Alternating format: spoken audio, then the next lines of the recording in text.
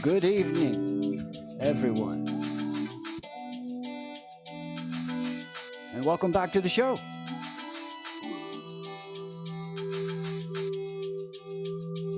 We're undergoing a slight rebranding of the show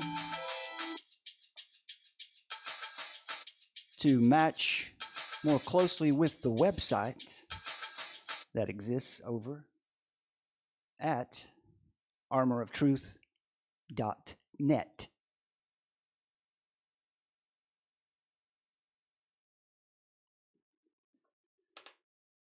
So in the next few videos, we're going to keep doing regular research videos with multimedia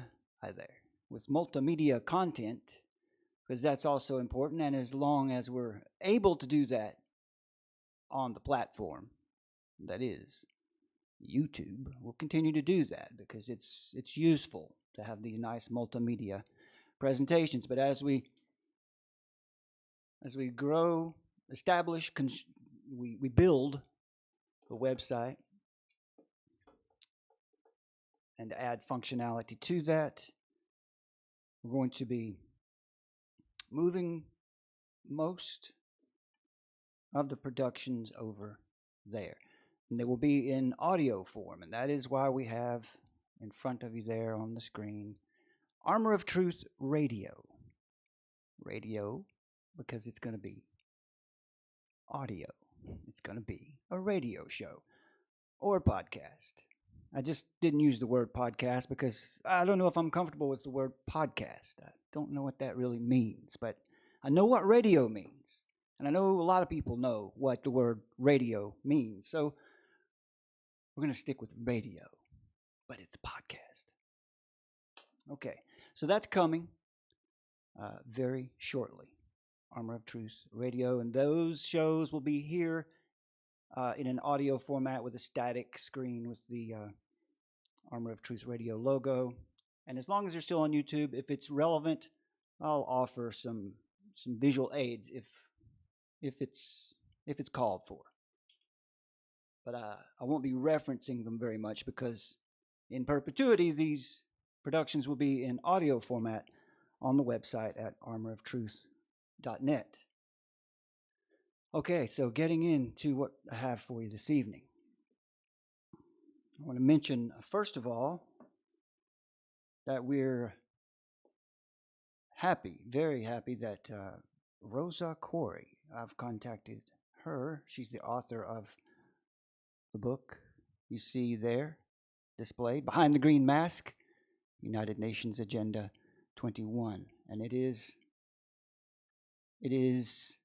standard reading. It should be, everyone should have a copy of this book, because it lays out very clearly what you can expect to see in your hometown. Not from your local government necessarily, but from above, from the super governments, from the United Nations. And so she has given me permission to read.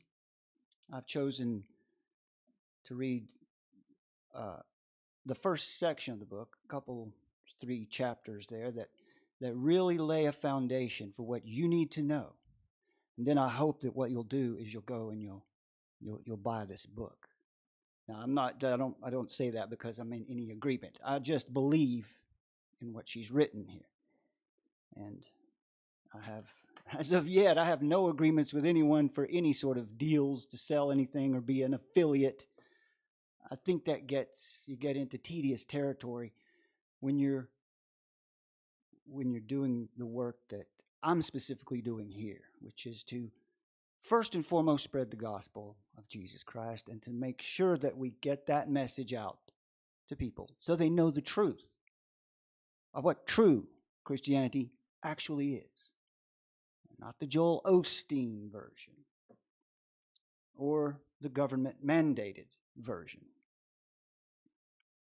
And in doing that, it is very relevant to cover the issues that run along with Agenda 21, because let me just start off right here with you with the verses that I reference regularly that have to do with what we see all around us in the world today, especially regarding this United Nations Agenda 21.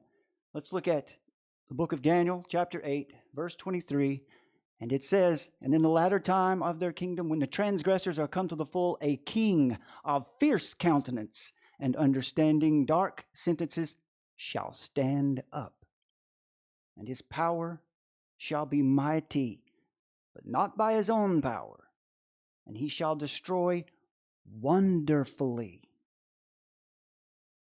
and shall destroy the mighty and holy people. And through his policy also, he shall cause craft to prosper, in his hand, and he shall magnify himself in his heart. And now listen up. And by peace shall destroy many. And by peace shall destroy many. And that is at the heart of Agenda 21, an idea of peace and unity. And if you've followed along on this channel, you know I've done as much as I can to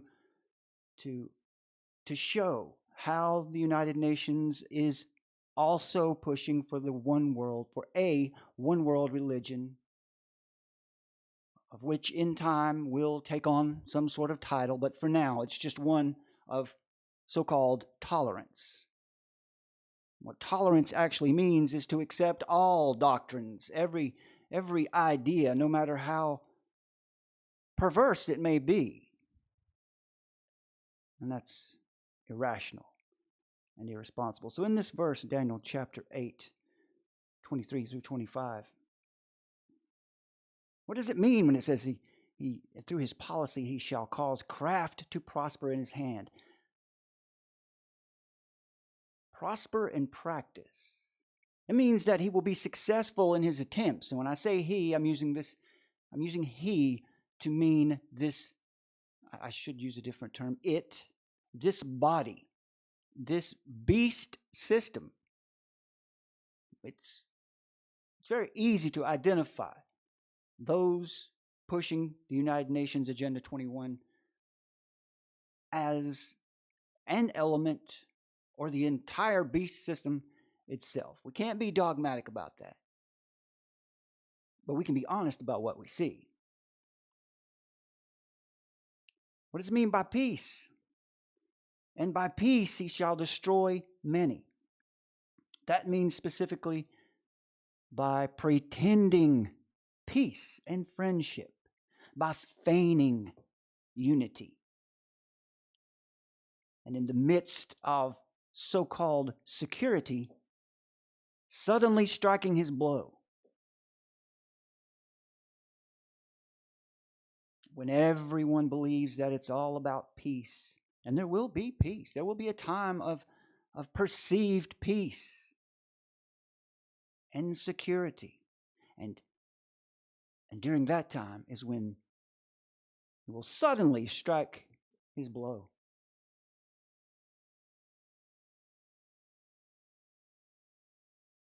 Okay.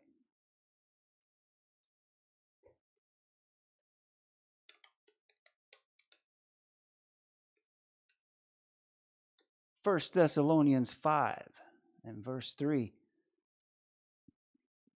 For when they shall say peace and safety, then sudden destruction cometh upon them, as travail upon a woman with child, and they shall not escape.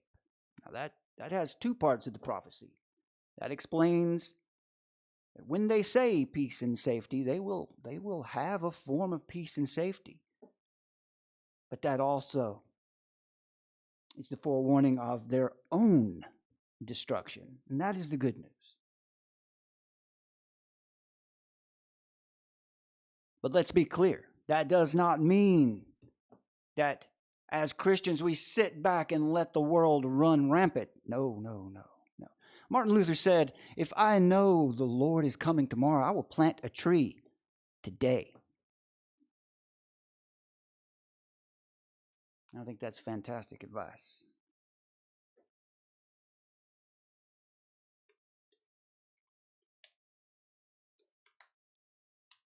And one of the most important textual pieces of scripture for exactly what we're dealing with here this evening, 2 Corinthians chapter 11, verses 13 through 15.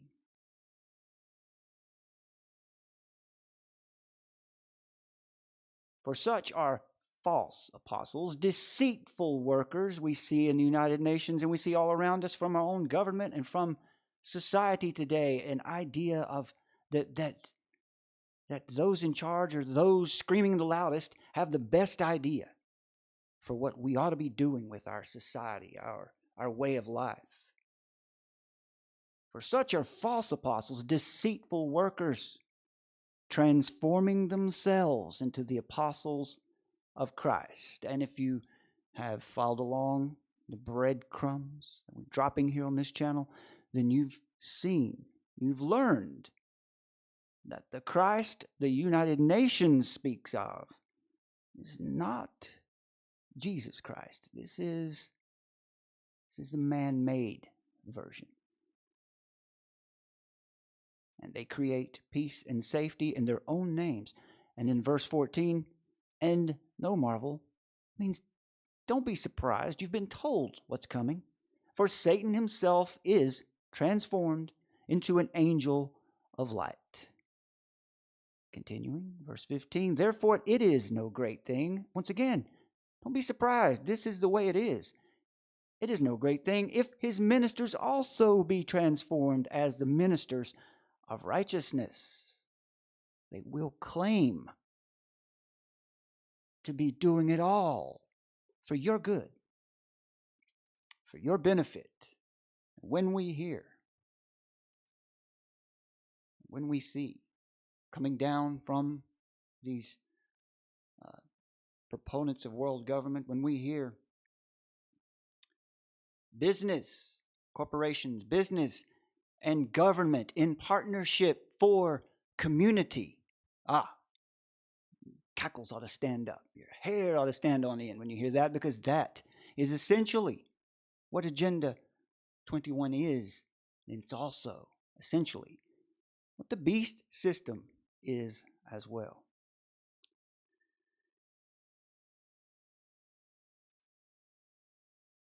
All right, so I want to make sure that I give Rosa Koire in her book plenty of plugs. Here we go. Okay, so this is the website, and these links are in the description as well. This is behindthegreenmask.com.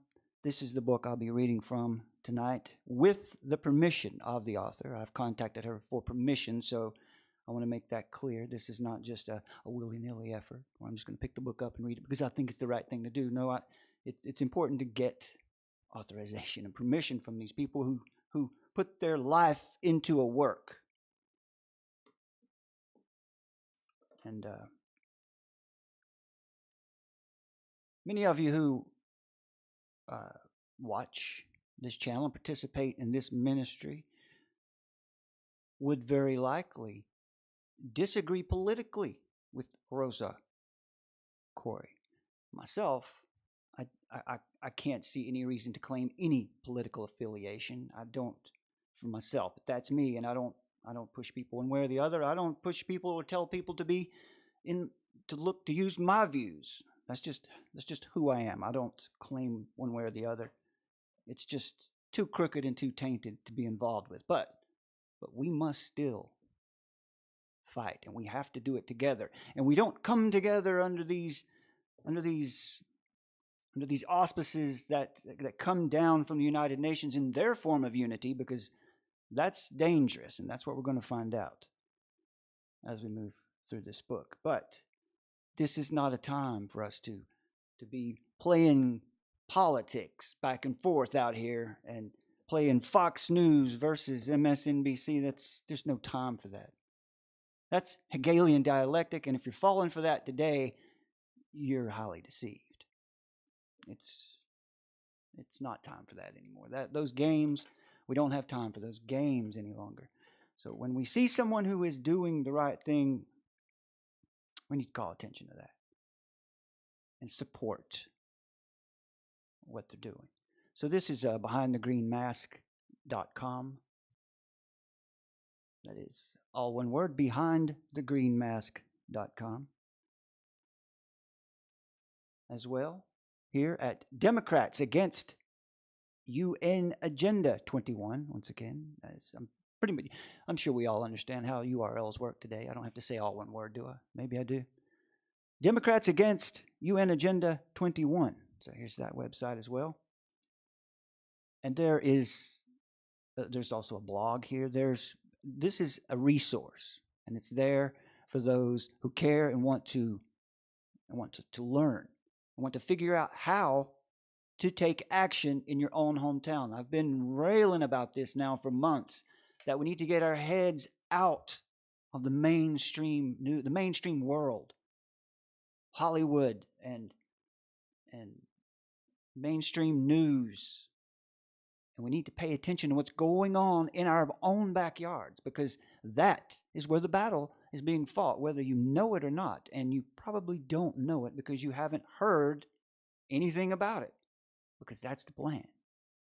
That's exactly how it was designed. So this is Democrats Against UNAgenda21.com. Definitely bookmark these sites.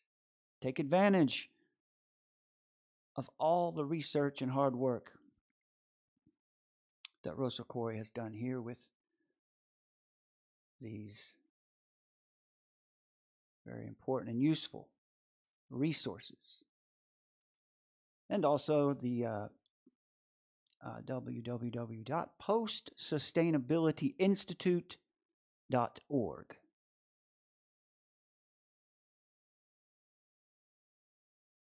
All of these links are in the description. I have the book, and I encourage everyone to get this book. It's an important book to have if you want to know the truth about what's going on in your backyard, behind your back. This book will instruct you on the Delphi technique. It doesn't do us very much good to go down to the hearings they have about these issues, because those hearings are not designed to hear you. They're designed to let you feel like you spoke, to let you feel like you're being heard. But it's no different than if the king walked out on the balcony and told his subjects what he was going to do and allowed everyone to react. Doesn't matter. King's still going to do it. And that's what's happening at the level of our local government today. And probably most of those who are in positions, elected positions at local government, probably most of them don't realize what's going on. They don't realize that the Delphi technique is being used, that the people don't really have a say in that format.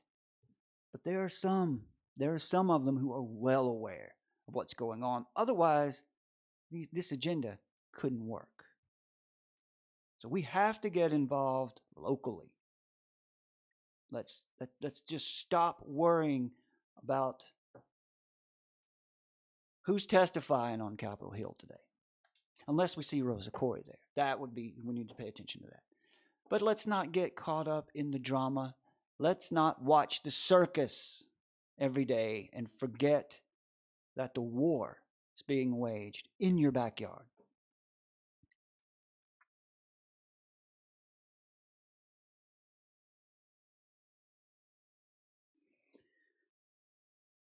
All right, my friends, let's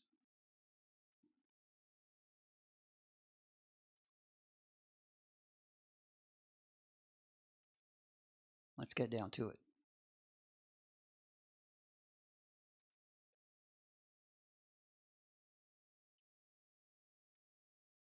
Okay, once again, I am going to be reading from Behind the Green Mask, United Nations Agenda 21, and the author is Rosa Koire.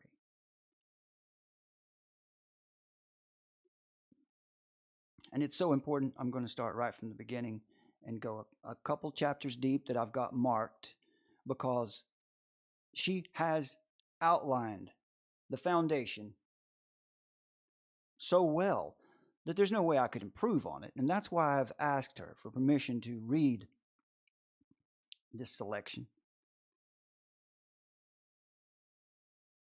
And once again, I want to encourage everyone to get involved in your own hometown. Get a hold of this book and use it to identify these UN Agenda 21 programs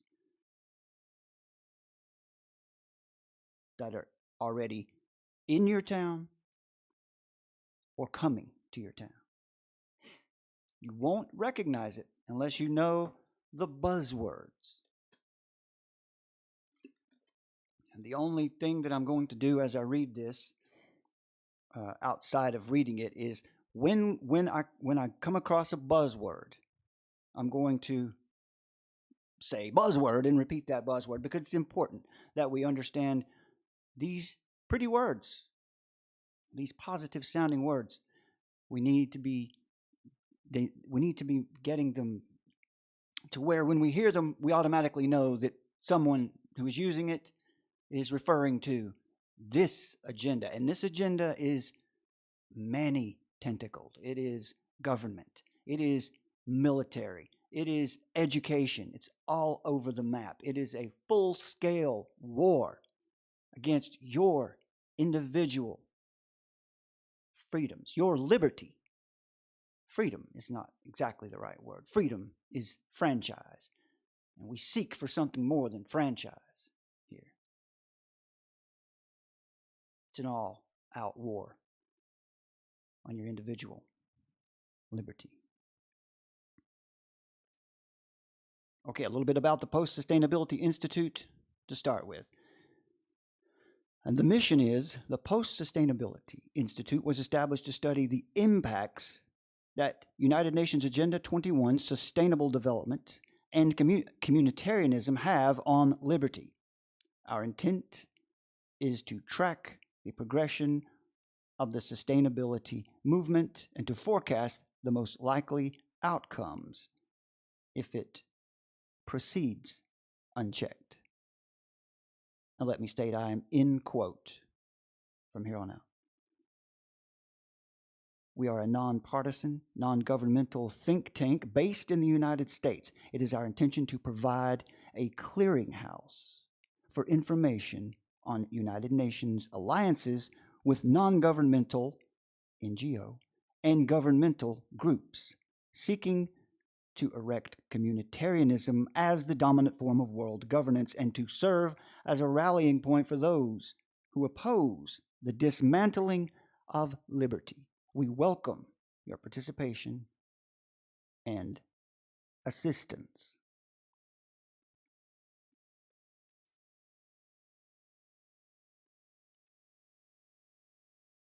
Unquote. And I'll read their mission statement from their website here, which is worth sharing too. Our mission, post-sustainability, the condition, this is a definition, the condition of environmental, political, social, and economic systems after the imposition of communitarianism. Now, I have included this mission statement in the description as well.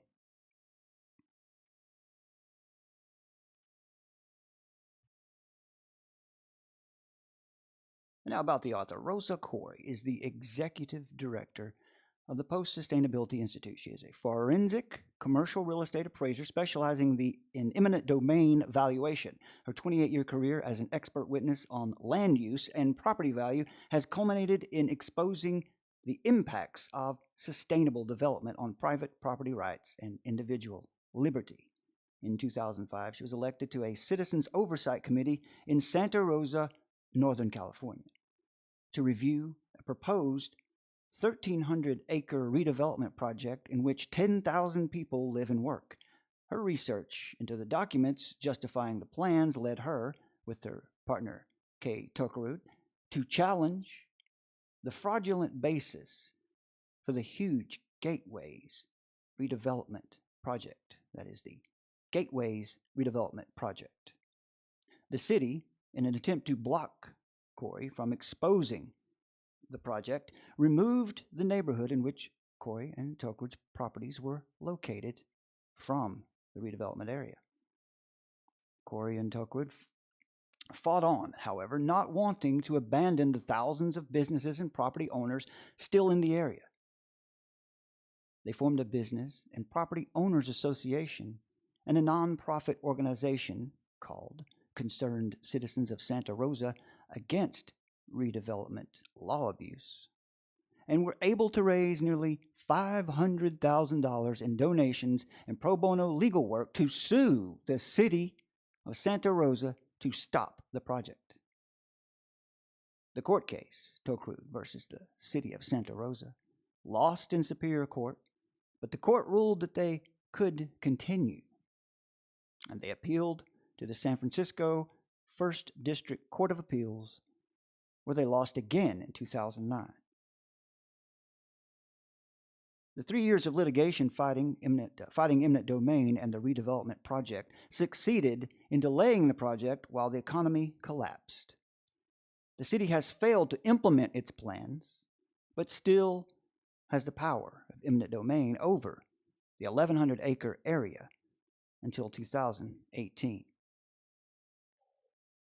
Over the course of the legal challenge, Koire became aware of the source of the planning revolution she had observed over more than 10 years, United Nations Agenda 21. Through her research, she found that much of the funding and power to implement local UN Agenda 21 Sustainable Development land use programs comes through the diversion of property taxes to redevelopment agencies. Her work in providing information and solutions for citizens fighting UN Agenda 21 has spread across the nation and world as more and more people become aware of the increased restrictions on their property rights and the methods used to implement social engineering. Through her website, DemocratsAgainstUNAgenda21.com, and her grassroots tactical organization, Santa Rosa Neighborhood Coalition, she, with other leaders, has enabled activists on many seemingly unconnected issues to come together and fight the source, which is United Nations Agenda 21 Sustainable Development. In 2010, the nonprofit organization she and her partner founded was expanded in scope and renamed the Post-Sustainability Institute.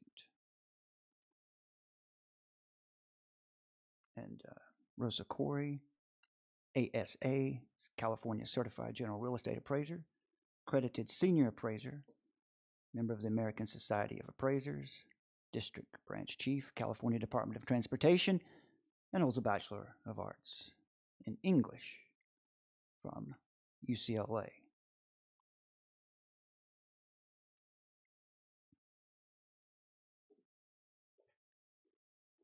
And that is what we need, unquote. I'm out of quotation now. And that's what we need to remember, folks, is that when you go and you fight these issues, and if you end up in court, losing the court case doesn't mean you've lost the war, doesn't mean you've lost the battle. We have to get in there and be willing to lose some battles. We have to get involved. Otherwise, this system, this beast, will just overrun us. They'll pulverize our country roads and force everyone through taxes and fees and pains into the cities, into the smart growth cities, the smart cities. And when you hear the term smart city, Charlotte, North Carolina is becoming a smart city. That's a buzzword. It's a smart growth city. And that's not a good thing. This is sustainable hell and smart death. That's what we're dealing with. Okay. Back into quoting.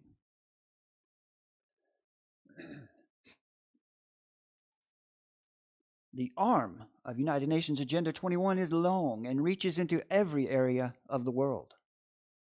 The philosophy of communitarianism pervades this plan. To want government to serve the people by providing services, infrastructure, and protection is not contradictory to objecting to the imposition of restrictions that break the hearts and wallets of property owners. Communitarianism purports to balance the rights of the individual with the so-called rights of the community.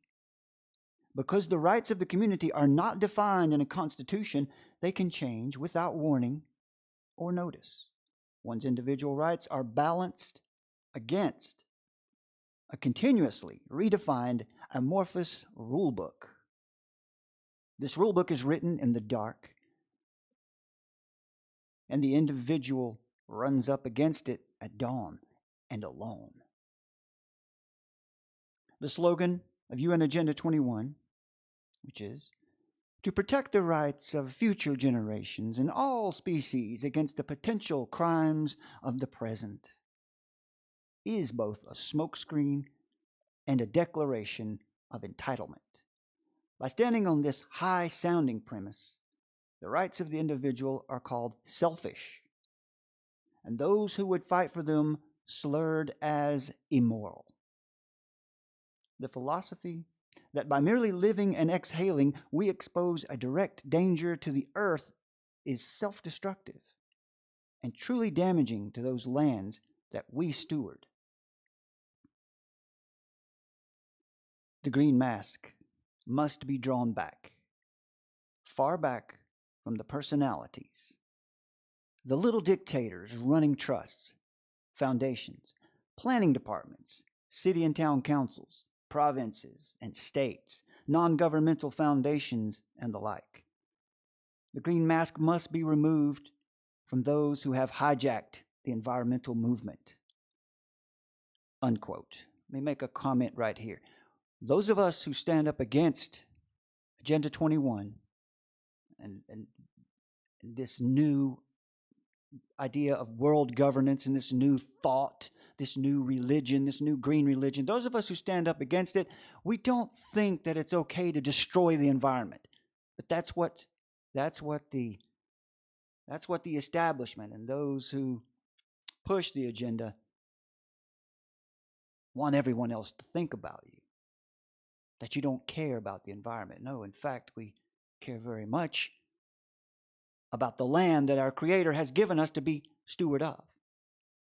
In God's Word, we're given dominion over the land, and if we sit back and allow this beast to come in and destroy it for his own means, then we are not serving God at all. We're asleep at the wheel.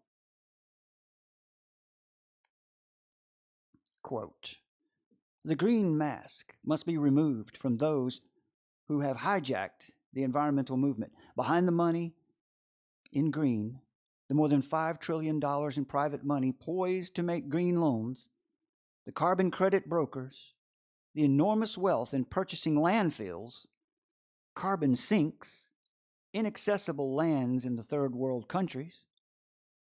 Behind that greed, which one would expect, look behind that.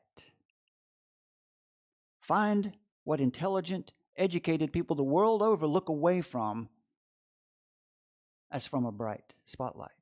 There is a plan for world governance that is in place and eating like a metastasized cancer into every nation, free and bound in the world. Under the banner of saving the planet, we are drowning liberty. Under the mask of green, our civil liberties are being restricted, constricted, and suffocated in every village and hamlet. The plan is imposed locally. Your government is a corporatocracy, a new authoritarian state in the process of consolidating your output into a more controllable, exploitable channel. The reason you are being misled by your government and told that all of this is good for you is because there is no profit in managing a mass uprising. It's too disruptive. The markets want you to continue to cooperate, quietly and obediently. The technology that is being marketed to you is actually being used to condition you to expect to be spied upon and to spy on others. Every totalitarian state in history has relied on data collection. The Nazis were masters of data collection and analysis. Your government now has technological capabilities that far exceed anything ever seen on the planet to date. You're in the midst of the biggest public relations scam in the history of the world. The pretty pastel vision of life in a smart growth development is a manipulation, a mask. In fact, these plans are designed to restrict your freedom. And awareness is the first step in the resistance. Awareness is the first step in the resistance.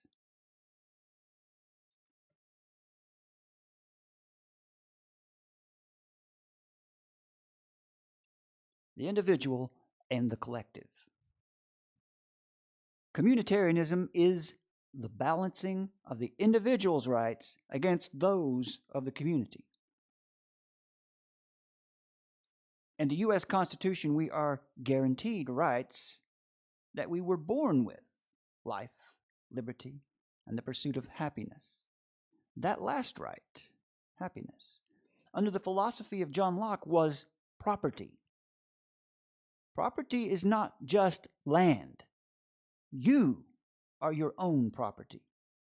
The execration of slavery was a fundamental element in the original draft of the Declaration of Independence.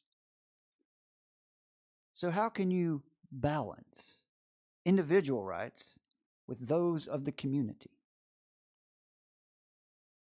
The community has no rights under the United States Constitution. Individuals have rights and responsibilities. But the community as a whole, what is that? The collective? Whenever you balance or subsume or subordinate or consensusize the individual's rights, you'll get something different from what we are guaranteed in the Constitution. Here's an example. Let's take 2 glasses and set them on the table. 1 glass is full of water. Let's call that constitutional republic. The other glass is full of milk. Let's call that a communitarian state. Now let's get an empty glass pitcher and set it on the table. Let's balance the water with the milk by pouring them both into the pitcher. What do you have? It's not water anymore, is it? It's milk. It's watery milk, but milk and not water. The third way.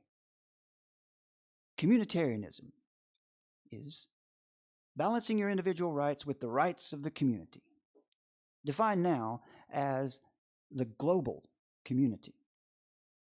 This is being pitched to you as the new enlightened form of political discourse. You are selfish if you insist on your individual rights and freedoms. This is the justification for UN Agenda 21, Sustainable Development. For the good of the planet, for everyone's security, for your health, to protect your children, to limit workplace violence, to stop bullying, to protect the rights of those in the future. All of these are laudable ideas, but somehow they always result in more restrictive laws that affect everyone. They criminalize everyone. In many towns, simple ordinances have been criminalized. What does that mean? If you don't mow your lawn, it's a violation. Will your child have a criminal record if he calls another kid a queer? Will you be held responsible if your employee shoots someone and you knew he was upset over a breakup with his wife? Will your 15-year-old daughter be strip searched at the airport? Will you lose custody of your 10-year-old because he is obese? Will you be evicted from your apartment because you smoked on your balcony in violation of the local ordinance? Will you be taxed for driving 15 miles to work instead of riding your bike? Will you be fined for watering your vegetable garden? Will your smart meter be used to tell advertisers what to sell you? Will your smart vehicle with remote shutoff capability be shut down by someone in your state capital while you're driving?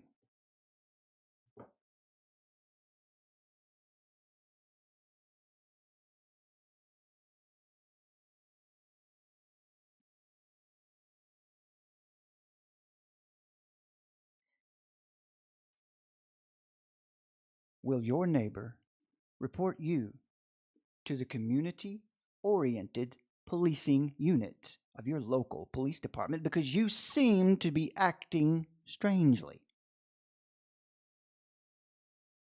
Will you be denied the right to use the water in your well? Will you be required to pay triple your original electricity rates because your town has decided to go into the power business, known as community aggregate power generation? Will you be required to donate acres of your ranch land for county open space before you can put a house on it? Will you pay years of property tax without receiving any services for it because redevelopment debt has crippled your city? Will you be required to do your mandatory volunteering before you can get your child into Little League? Will you be accused of not caring about the planet if you question sustainable development? Your rights have been balanced. Welcome to the New World Order of the 21st century.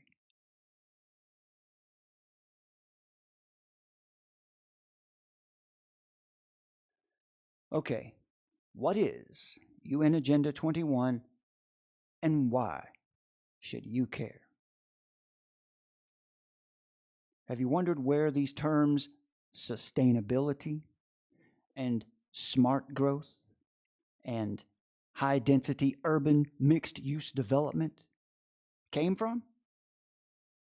Doesn't it seem that about 10 years ago you'd never heard of them, and now everything seems to include these buzzwords? Is that just a coincidence? That every town and county and state and nation in the world would be changing their land use planning codes and government policies to align themselves with what? First, before I get going, I want to say that yes, I know it really is a small world, and we're all one planet, etc. I also know that we have a government of the people, by the people, and for the people. And that, as cumbersome as that can be sometimes, we have a 3-branch government. Donald Rumsfeld said that the Chinese have it easy. They don't have to ask their people if they agree. And Bush Jr. said that it would be great to have a dictator as long as he is the dictator. We have a 3-branch government and the Bill of Rights, Constitution, and self-determination. This is one of the reasons why people want to come to the United States. Isn't that right? We don't have Tiananmen Square here, generally speaking. Yes, I remember Kent State. Not the same. And yes, an outrage. So I'm not against making certain issues a priority, such as mindful energy use, alternative energy sponsorship, recycling, reuse, and sensitivity to all living creatures. But then you have a UN Agenda 21. What is it? Considering its policies are woven into all of the general plans of the cities and counties in the United States, I'm going to repeat that.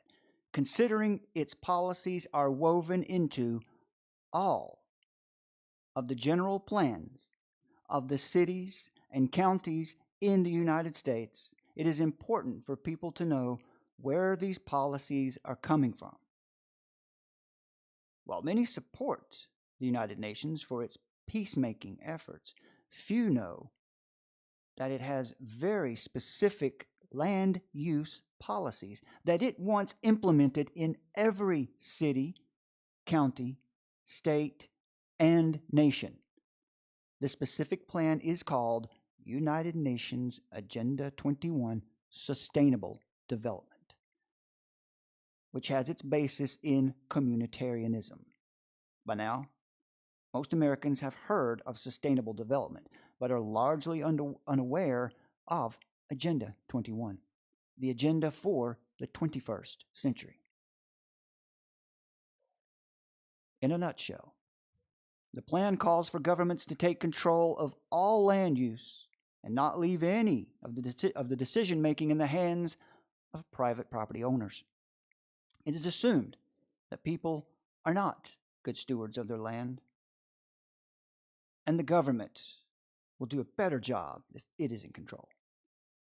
Individual rights, in general, are to give way to the needs of communities as determined by a globalist governing body. Moreover, people should be rounded up off of the land and packed into human settlements, or islands of human habitation, as they're called in UN Agenda 21 documents, close to employment centers and transportation. Another program called the Wildlands Project spells out how most of the land is to be set aside for non-humans. In anticipation of our objections to such plans, our civil rights will be dissolved. UN Agenda 21 cites the affluence of Americans as being a major problem which needs to be corrected.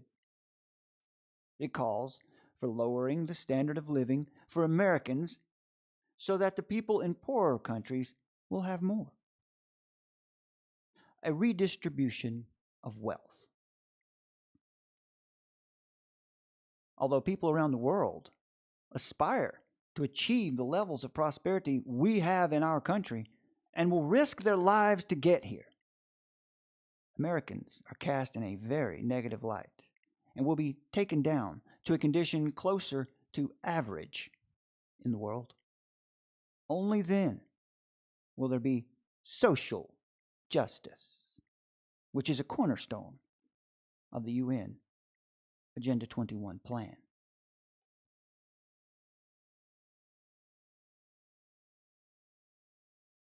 UN Agenda 21 policies date back to the 1970s, but it got its real start in 1992 at the United Nations Earth Summit in Rio de Janeiro, when President Bush signed on to it along with the leaders of 178 other countries. Because it is a soft law, it did not have to be ratified by the Congress. So the following year, President Clinton began to implement it by creating the President's Council on Sustainable Development, the PCSD.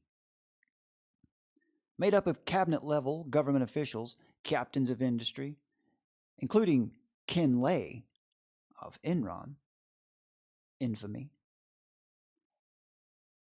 and nonprofit groups such as the Sierra Club. One of the first tasks of the PCSD was to give a multi-million dollar grant to the American Planning Association to design a legislative guidebook to be used as a blueprint for every city, county, and state in the United States in order to implement UN Agenda 21.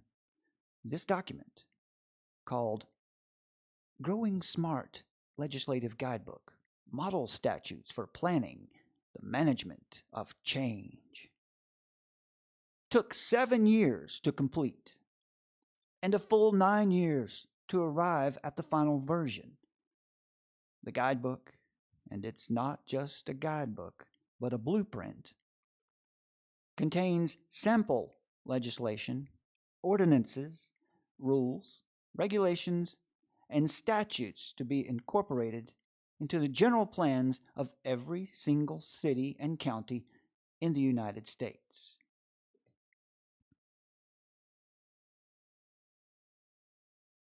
By the year 2002, every planning department and every local, state, and federal department that governs land use had a copy and was implementing the practices.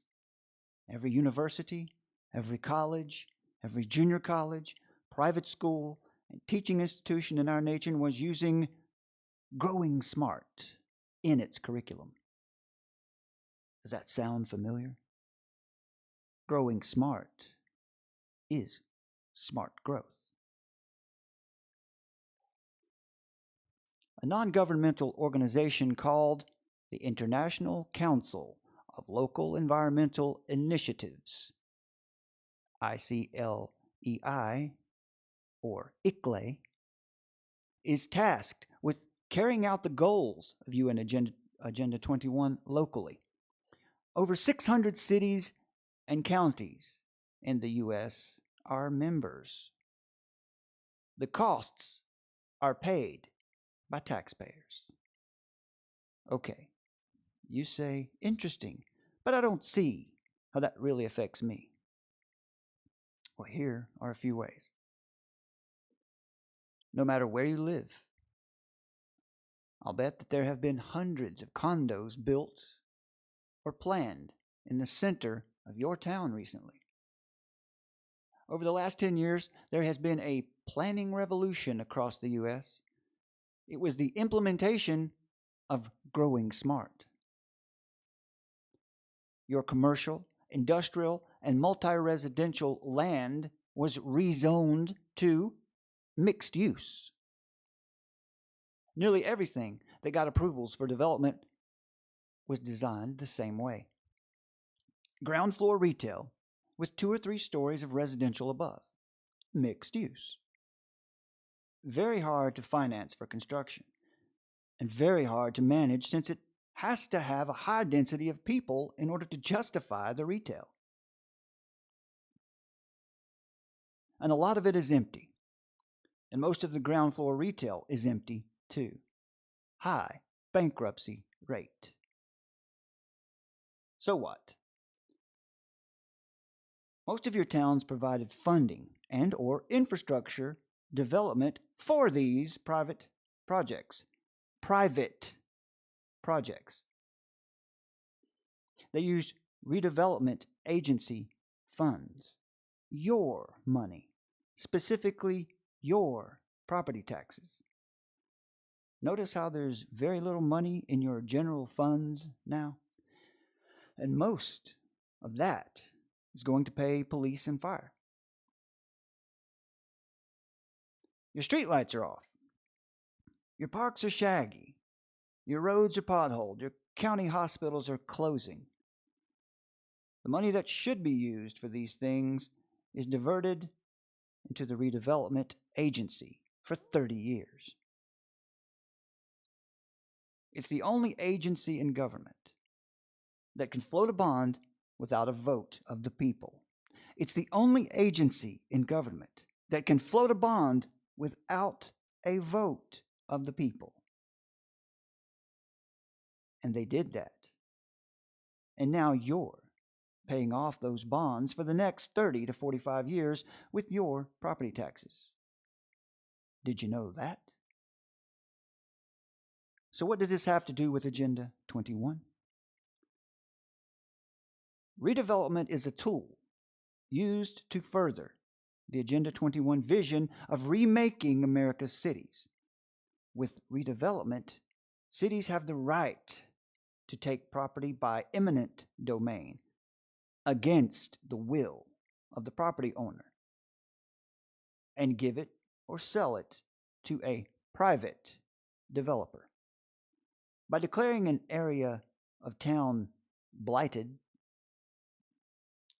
and in some cities, over 90% of the city area has been declared blighted, the property taxes in that area are diverted away from the general fund. This constriction of available funds is impoverishing the cities, forcing them to offer less and less services and reducing your standard of living. They'll be telling you that it's better, however, since they've put in nice street lights and colored paving downtown. The money gets redirected into the redevelopment agency and handed out to favored developers building low-income housing and mixed use. Smart growth. Cities have had thousands of condos built in the redevelopment areas and are telling you that you are terrible for wanting your own yard, for wanting privacy, for not wanting to be dictated to by a condo homeowners association board, for being antisocial, for not going along to get along, for not moving into a cramped, overpriced apartment downtown where they can use your property taxes for paying off that huge bond debt. But it's not working. And you don't want to move in there. So they have to make you. Human habitation, as is referred to now, human habitation, that's a buzzword, as it is referred to now, is restricted to lands within the urban growth boundaries of the city. Only certain building designs are permitted. Rural property is more and more restricted in what uses can be on it. Although counties say that they support agricultural uses, eating locally produced food, farmers' markets, etc., in fact, there are so many regulations restricting water and land use. There are scenic corridors, inland rural corridors, baylands corridors, area plans, specific plans, redevelopment plans, huge fees and fines, that farmers are losing their lands altogether. County roads are not being paved. The push is for people to get off of the land, become more dependent, come into the cities, to get out of the suburbs and into the cities, out of their private homes and into condos, out of their private cars and onto their bikes. Bikes. What do bikes have to do with it? I like to ride my bike, and so do you. So what? Bicycle advocacy groups are very powerful now. Advocacy. Buzzword. A fancy word for lobbying, influencing, and maybe strong-arming the public and politicians. What's the connection with bike groups? National groups such as Complete Streets, Thunderhead Alliance, and others have training programs teaching their members how to pressure for redevelopment and training candidates for office. It's not just about bike lanes. It's about remaking cities and rural areas to the sustainable model. High-density urban development without parking for cars is the goal. They call them transit villages. This means that whole towns need to be demolished and rebuilt in the image of sustainable development. Bike groups, often dominated by testosterone-laden zealots, are being used as the shock troops for this plan. What plan? We're losing our homes since this recession/depression began, and many of us could never afford those homes to begin with. We got cheap money, used whatever we had to squeak into those homes, and now some of us lost them. We were lured, indebted, and sunk. Whole neighborhoods are empty in some places. Some are being bulldozed. Cities cannot afford to extend services outside of their core areas. Slowly, people will not be able to afford single-family homes, will not be able to afford private cars, will be more dependent, more restricted, more easily watched and monitored. This plan is a whole life plan. It involves the educational system, the energy market, the transportation system, the governmental system, the healthcare system, food production, and more. The plan is to restrict your choices, limit your funds, narrow your freedoms, and take away your voice.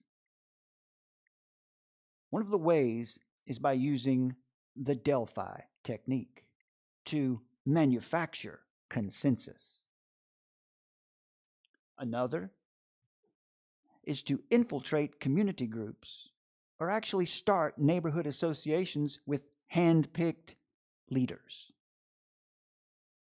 Another is to groom and train future candidates for local offices. Another is to sponsor non-governmental groups that go into schools and train children. Another is to offer federal and private grants and funding for local programs that further the agenda. Another is to educate a new generation of land use planners to require new urbanism. Another is to convert factories to other uses, introduce energy measures that penalize manufacturing, and set energy consumption goals to pre-1985 levels.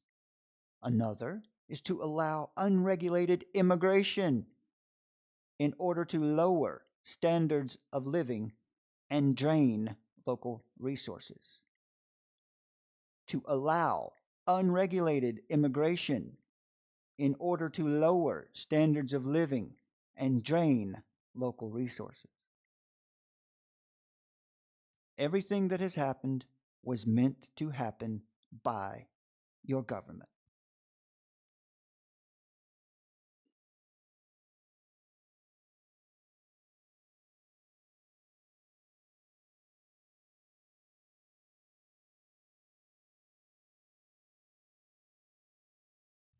Let's dig a little deeper. The three cornerstones of UN Agenda 21 Sustainable Development are economy, ecology, and social equity, sometimes called the 3 E's. Economic collapse creates a chain of events, but on a micro level, at the county and city level. There is a marked reduction in revenue for maintenance of services. Loss of services to outlying areas means, for example, roads not being maintained to rural and suburban areas. Roads not being maintained to those areas, schools not being supported in those areas, law enforcement, fire, social services not being supported in those areas means a gradual movement into the denser city centers. Add to that the increased cost of gasoline, which is manipulated, and the higher cost of energy, which is manipulated, to heat and cool statistically larger homes, and you have more pressure to leave rural and suburban areas. Reduction of energy usage is key. Smart growth, new urbanism in redevelopment areas is the supposed answer. Smaller units, attached condos, little or no parking, few private cars. More eyes on the street. Redevelopment projects are one implementation arm of the UN plan and include rezoning of huge sections of your cities to smart growth zones. This physical manifestation of UN Agenda 21 is social engineering paid for with your property tax dollars.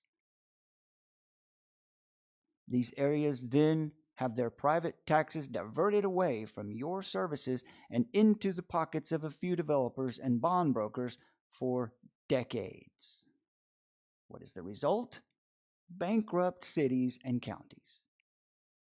In addition to these factors, ecologically motivated regulation makes rural, suburban development prohibitive. From stream, creek, and ditch protection to watershed protection to bayland inland rural corridor prohibitions to increased species protection, and lists are growing, the use of land is greatly limited. Water well monitoring and loss of water rights reduce the opportunity for living outside of cities. Wildlands programs that prohibit roads and trails into rural areas while supposedly protecting them with conservation easements increase the loss of our food source independence. The sale of development rights to agricultural land trusts that restrict farmers and ranchers from using their lands and therefore make it impossible to farm for more than one more generation endanger our ability to feed ourselves.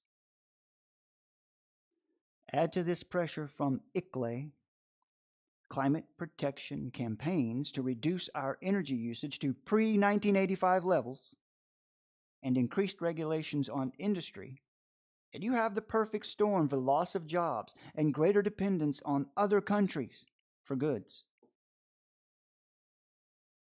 The push for neighborhood gardens and urban gardens is a manipulation. You can't grow enough food to do more than provide a minor supplement to your purchased food, and most people are not farmers. Dedication, knowledge, inexpensive water, good quality soil, not contaminated with lead, as is in most urban soil, and sufficient land to provide economies of scale are required to provide food. Otherwise, you're just playing. As the population becomes more and more urbanized and less able to provide food or necessary products, more people will be dependent on the government for housing, food, and other basic necessities. Government itself becomes dependent on grants and loans with requirements attached. In this way, policymakers are influenced and pressured by the corporatocracy. Public-private partnerships favor some businesses over others and completely unbalance the playing field. Independent businesses go bankrupt. Poverty works its way into the middle class. Social equity, another E, another cornerstone of Agenda 21, comes in here. As a major leveler, loss of money, land, food, and energy independence will bring the United States into social equality with the poorer countries. This is a goal of Agenda 21. In 1976, the UN Conference on Human Settlements, Habitat 1, stated in its preamble that private land ownership is also a principal instrument of accumulation and concentration of wealth, and therefore contributes to social injustice. Public control of land use is therefore indispensable. Think about the implications of that when we're discussing eminent domain, land use restrictions, and conservation easements. You might have thought that social equity would mean that the poor would be raised up. Oh no. There are elements of the social equity concept that block development of so-called dirty industry or anything that would be bad for the community in a low-income area. Low-income areas should not be viewed as a dumping ground for pollution. Yes, I agree. So do you, probably. But it's the green mask. Behind that is the removal of all industry from all areas. The only thing being built in low-income areas is low-income housing with redevelopment funds. Warehousing of the poor is the result. Health will suffer. Presumably, health care will suffer. And nutrition will suffer. Psychological problems, stress from living in tight, smart growth areas with other or underemployed people, and crime will result. Community-oriented policing under the Department of Justice will encourage, if not require, people to watch their neighbors and report suspicious activity. See something? Say something? More activity will be identified as crime, such as obesity, smoking, drinking when you have a drinking problem, name-calling, leaving lights on, neglect, according to someone else's perception, of course.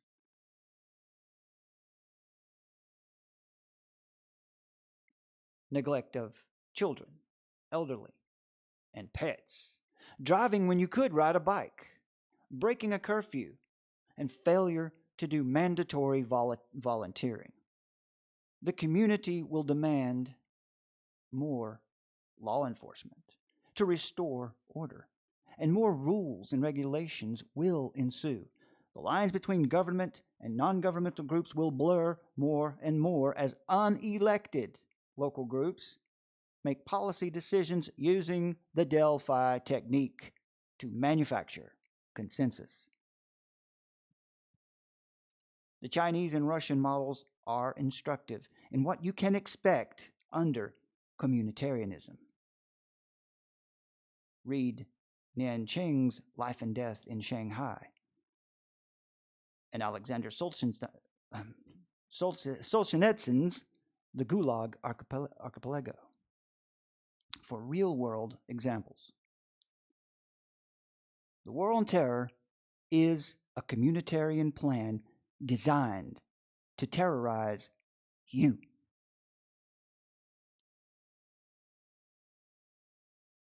You can see that the groundwork for this has been laid and is being implemented throughout the nation.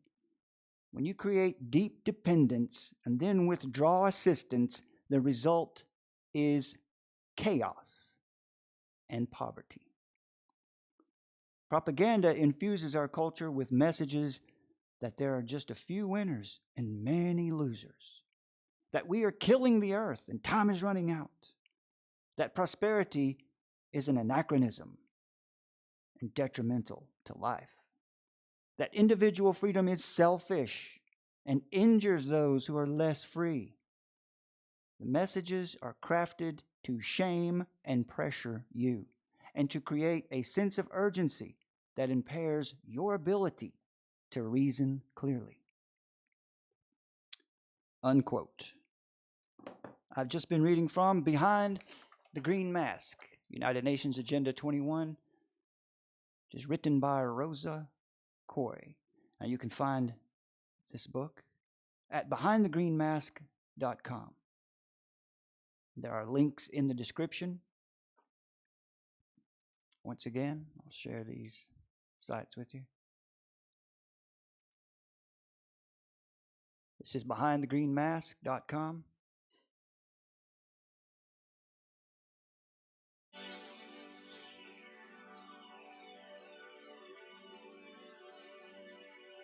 And also, this is Democrats Against United Nations Agenda 21. Let's remember, folks, this is not about politics. This is about truth. This is about what's going on the ground.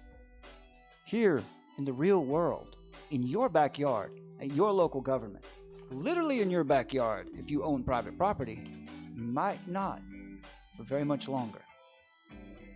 And here's the website, Post Sustainability Institute. I would like to specifically thank Rosa Koire for allowing me to share, to read that extended selection from her book. And it is excellent work. And you should get this book, because what comes in after what I've just presented is specifically how to identify what's going on in your hometown and how to fight it. Because she's done it. She's been there. She has the blueprint for how to fight it in your town. She's done it. So let's pay attention. Let's get our heads out of the circus. Focus at home, your own backyard, your own local government. Find out what's going on. I'll do my best to keep you updated here to developments and what this agenda is trying to accomplish daily and yearly. So I'd like to say, God bless you all. Thank you very much for joining me. We'll see you next time.